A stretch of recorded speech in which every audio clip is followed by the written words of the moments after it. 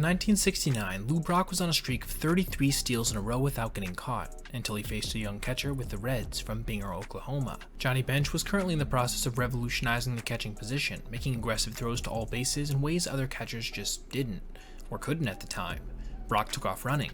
Bench popped up and uncorked a throw that beat Brock so badly that Brock didn't even slide.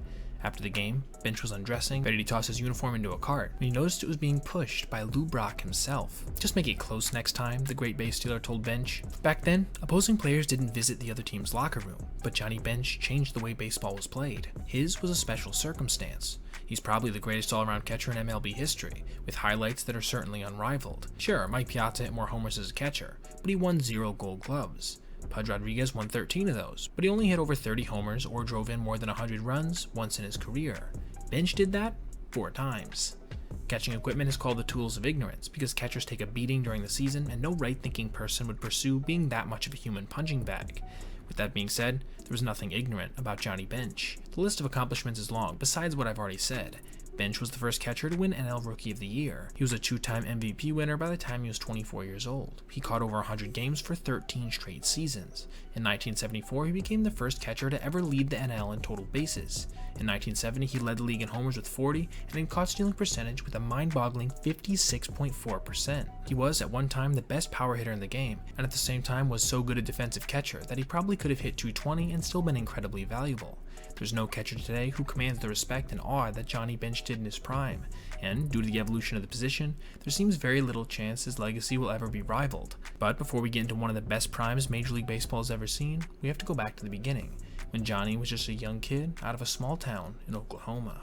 But before we get more into that, I want to tell you about today's sponsor, one of my favorite sponsors I've ever worked with, Smackin' Sunflower Seeds. Now, you might ask, why would I ever veer from my normal sunflower seed brands I've been getting my whole life? In my opinion, for a couple of reasons. First of all, the low sodium. You know how most sunflower seed brands can leave almost like this burning sensation in your mouth when you eat them because there's just so much salt?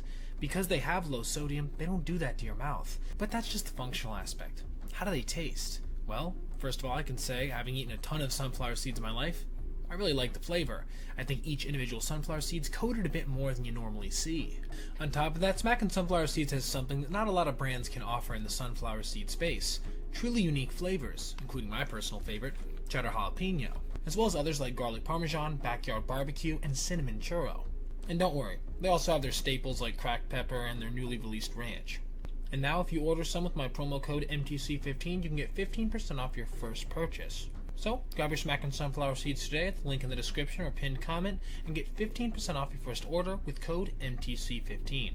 Now, back to our video.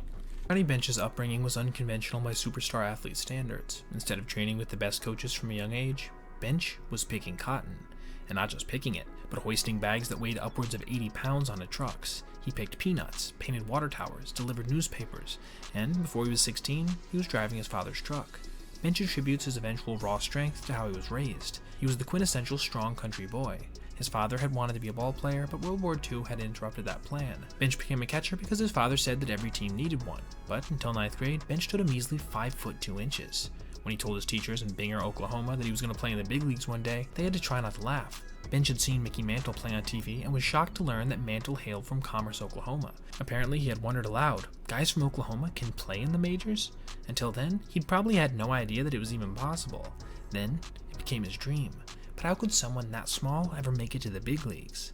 Lucky for him, he grew 9 inches by the time he was a junior, and by then, no one was chuckling at his chances. He could hold 7 baseballs in one hand after all. He could stand at home plate and launch a ball over the left field fence. Bench was a standout basketball player in high school as well, even making All-State. He had plans to play both sports in college at Phillips University in Enid, but 2 things happened during his senior year that changed Bench's life forever. The first was nearly getting killed. Coming back from an away game, the brakes in the other team's bus went out and the accident killed 2 of Bench's teammates. Bench had heard his father say that the safest place in a car wreck was on the floorboards, so Bench grabbed a teammate and fell to the floor. He was spared. Still, the impact of seeing his friends die like that showed young Johnny that life was precious, and to never take anything for granted. The second major event was getting drafted in the second round of MLB's first draft in 1965 by the Cincinnati Reds. His signing bonus of $6,000 seemed way too low, according to his father, but Bench understood what his goal was and signed anyway. In August 1967, a 19-year-old Bench was playing for AAA Buffalo when he got the call that he was headed to the show. He was set to be the second youngest player in MLB. Still, he was no pushover behind the plate. He was a kid that told pitchers what to throw with gusto. At first, some of the veterans on any team he played on resisted, but they usually gave in fairly quickly when they realized that, despite his young age, he was usually right. Right from the beginning, he was an excellent game caller.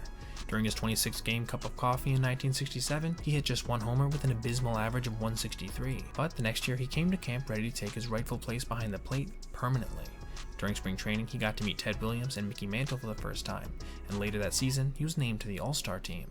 In the clubhouse before the game, Willie Mays came over and told Bench he should be starting. It was already obvious to people in baseball that Bench had the potential to be the game's best catcher. It was in that 1968 season that he became the first backstop to win NL Rookie of the Year, setting a then rookie record for catchers with 15 dingers while driving in 82 and hitting 275. All this coming during the year of the pitcher, when the league as a whole hit just 237. With no interleague play, Bench had to face pitchers like Bob Gibson, Don Drysdale, and Tom Seaver a ton, yet he more than held his own. He also caught a gargantuan 154 games that season, an insane number for any catcher, let alone one in his first campaign. Manager Sparky Anderson said of his competition, "Don't embarrass nobody by comparing them to Johnny Bench." But Johnny was just getting started. During spring training in 1969, he did something that seems straight out of myth. Apparently, Bench was catching a soft-tossing lefty named Gary Arrigo, and during one of his outings, his fastball seemed to have even less zip than usual. Bench demanded more, and when he didn't get it, he threw down his mitt and caught Arrigo barehanded.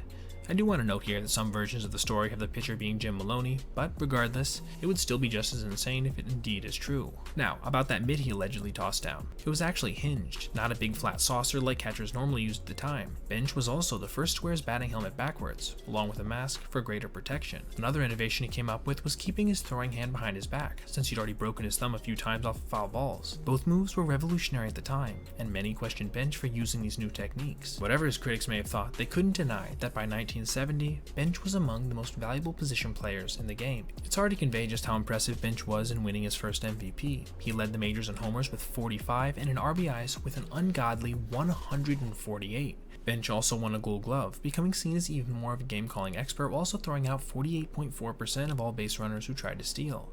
In one game against the Cardinals, Bench hit 3 homers, all off of Hall of Famer Steve Carlton. For his career, Bench took Carlton deep 12 times. But even more than perhaps all of this, he became the anchor of a team that would easily march to the World Series, before Brooks Robinson would turn in one of the greatest fielding exhibitions in the history of the game, helping the O's take care of the Reds in just 5 contests. Baltimore's vaunted pitching staff held Bench to just a .211 average with a single homer and 3 RBIs. But this would be just the start of the Big Red Machine era in Cincy. That offseason saw Bench rise to another level of celebrity. He went to Vietnam with Bob Hope and the USO, played golf with Arnold Palmer, was a regular on talk shows, had a cameo on Mission Impossible, and even began hosting his own weekly television show in Cincinnati. As Bench later said, "My push for visibility that offseason, even at age 22, was intentional." A bachelor, Bench was an admitted playboy who got around. Perhaps this, coupled with his busy offseason socializing instead of training, helped contribute to a 1971 season that displayed an outright freefall in his production, as Bench slid to an average of just .237 with a lackluster, in comparison, 27 home runs, good for a barely above average OPS plus of just 107. That juggernaut of a squad from the year before finished 4th in the league, and there was a growing chorus of boos heard at Riverfront Stadium as the season dragged on. However, it wouldn't take long for the cheers to return. In 1972, Bench returned to form in a big way, claiming his second MVP trophy by again leading the majors in homers with 40 and RBIs with 125. He also led the majors in sac flies and intentional walks. That year's percentage of runners thrown out also managed to eclipse an otherworldly 55%. Obviously, he won another Gold Glove. In that year's NLCS, Game 5 saw the Reds heading into the 9th inning down 3-2, and in danger of going home. Back then, the NLCS was just a 5-game series. One mighty swing, Bench tied the score with a homer, and the Reds ended up scratching out a run to walk off a trip to the World Series. The season wouldn't have a happy ending for Bench, however, as the Reds lost in 7 to a mighty Oakland A's team that would run off a 3-peat from here. It was a memorable World Series with Hall of Famers and a prime Pete Rose all over the field, and 6 games decided by a single run. It also included Joe Rudy's famous catch, Joe Morgan's throw, and Johnny Bench getting fanned on an intentional walk. Nevertheless, he had still posted a respectable OPS that series of .828. In the 1972 offseason, Bench had had surgery to remove a benign lump from his lungs, but he managed to recover in time to lead the 1973 Reds again into the postseason with a 99-win campaign. While he did manage to drive in 100 runs, his power numbers overall were down, with just 25 25 homers and a 119 OPS plus. But in Game 1 of the NLCS against the Yogi Berra-led You Gotta Believe Mets, Bench hit a walk-off homer in the bottom of the ninth against Tom Seaver. Reds fans wouldn't be able to go home happy, however, as they ended up seeing yet another good-looking squad go down in 5 games, punctuated with a brawl between Rose and Bud Harrelson. In 1974, Bench came out like he had something to prove, and put up yet another all-time stellar season, leading the majors with 129 RBIs and 315 total bases, the first time a catcher had ever done that. The team, though, despite winning 98 games and having the second best record in baseball, didn't make the postseason, falling to the Dodgers in the race for the NL West. The Big Red Machine took all of that negative energy, losses to the O's, the A's, the Mets, and channeled it into a juggernaut of epic proportions over the next 2 seasons. 1975, 108 wins. 1976, 102. They won 2 rings in the process and went a combined 14-3 in the 2 postseasons. And, of course, Johnny Bench was in the midst of it all, in more ways than one. Always an eligible bachelor who liked to date beauty queens, Bench proposed to his first wife, a former Miss South Carolina, after just 4 dates, and was married 7 weeks later. But by the end of 1975, Bench was getting divorced, battling a shoulder injury, and fighting off a bad case of the flu. In the legendary 1975 World Series, which the Reds won in 7 games, Bench hit just 1 homer and batted .207. The regular season of 75 was still a great year for the backstop, but it certainly wasn't dominant in the same way as he had been at one time. 1976 would represent a tale of 2 seasons almost. The regular season, in which Bench had arguably his worst offensive year to date, with just 16 homers, a career-low .394 slug, and his second worst full-season WAR of 4.6. But during the campaign, Bench had went back to being single, and by the time the postseason came around, he was dialed in, OPSing over 1,300 with 3 homers as the Reds went 7-0 to sweep the Phillies and then the Yankees. Bench also contributed with his iconic arm, throwing out one of the fastest runners in that series versus New York in Mickey Rivers. After that came a deluge of products. Johnny Bench, batter up, seemed to be on every little league field in the country. His Krylon paint ads got stuck in people's heads for decades. As Bench later explained, "I sold myself from here to Timbuktu. A museum in Binger houses many of the items that Bench hawked over the years." It is undoubtable, however, that the peak of Bench's career by this point was largely over. Between 1977 and 1983, Johnny Bench would appear in just one more postseason, in 1979. However, the team that won the NL West that year wasn't the Big Red Machine any longer. Gone were Tony Perez, Joe Morgan, and Pete Rose. Bench's last truly great year as a full-time catcher was in 1977, when he batted .375 with 31 homers and 109 RBIs. He also won his 10th straight Gold Glove, which would prove to be his last. He never again hit 30 homers or drove in 100 runs, but in the offseason, he did sign a 5-year contract that would pay him $400,000 per year, a hefty sum at the time, though Bench probably could have made more if he had left the Reds for greener pastures. It was at this point the aches and pains of catching, of being in a serious car wreck in his youth, of working hard as a child, began to take its toll on Bench's body.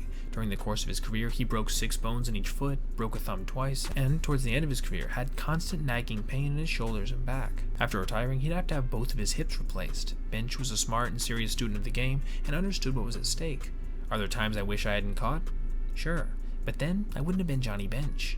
Athletes referring to themselves in the third person can grate the eardrums, but in the case of Johnny Bench, it made sense, because he truly did understand he existed as a commodity and as a real person. The real person felt his body wearing down, but the commodity was almost synonymous with baseball. Even before his 30th birthday, MLB historians were calling Bench the greatest catcher in MLB history. Bill James, in his very first self-published baseball abstract, showed why Johnny Bench was the best. For the first time, statistical analysis was applied to simulate a 162-game schedule, and James found that Bench was one of only a handful of current players to average over 30 homers per 162 games. The rest of the list is a fearsome collection of sluggers, but none of which were catchers. That list says pretty much everything about Bench. One of the greatest power hitters in the game was also one of its best defensive catchers in history, a combo that has never really been rivaled since. As I addressed in the intro, 1980 was the last season that Bench caught full time, and in the process he still managed to smack a healthy 24 homers with an .810 OPS. But after the dismal strike-shortened 1981 season, Bench's body forced him to give up catching completely, and become a fairly terrible fielding third and first baseman on some horrendous Reds teams that were an insanely far cry from the former glory of the Big Red Machine. But even as he entered his final season in 1983, Bench could still provide fireworks. He had the obligatory farewell send-off at various stadiums around the National League, and then came his own Johnny Bench Day at Riverfront Stadium. It was there that in front of 53,790 screaming fans, Bench homered for the 389th and final time in his career. If that wasn't enough, 12 days later, in his final career AB, Bench was sent up to pinch hit and delivered a 2 RBI single. A pinch runner came in for him, and that was that. The greatest catcher in MLB history had officially called it quits. As I mentioned earlier, it's hard to put into words just how good a prime Johnny Bench was. For example, as great as Buster Posey managed to be in his career, he only blasted over 20 homers in a season twice. Johnny did it 11 times. Joe Mauer won 3 batting titles, but was done catching after just over 900 games, in contrast to Bench's 1,700. Piazza was undoubtedly a better pure hitter, but had defensive hangups. Pudge, for all of his own insane accomplishments, finished over 6 B-WAR behind Bench's all-time high total of 75.1, despite playing in significantly more games. In fact, Bench's average of 5.6 WAR per 162 games is also the highest total in MLB history for backstops. When all was said and done, the kid from Oklahoma had left behind a legacy currently unrivaled, as the best catcher in the history of Major League Baseball. And, frankly, there's few that can even claim to be in the same league. All of this, and so much more than we could ever hope to put in one video, is why I believe there will never be another Johnny Bench. Now, thank you for watching. If you enjoyed today's video, remember to like and subscribe, and consider checking out this playlist for more essay content just like this. Have a great rest of your day, everyone.